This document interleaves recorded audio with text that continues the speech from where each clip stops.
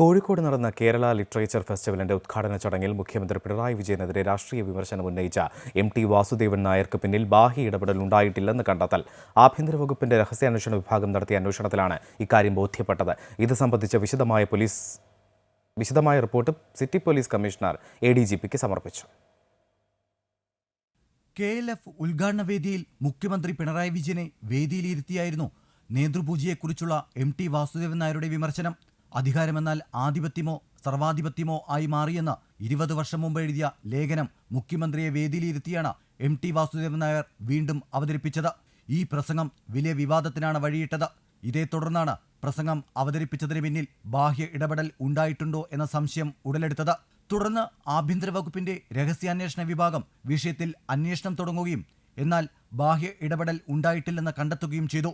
ഇത് സംബന്ധിച്ച വിശദമായ report Kozhikode city police commissioner ADGPക്ക് സമർപ്പിച്ചിരിക്കുകയാണ്. അമൃത ന്യൂസ്, കോഴിക്കോട്.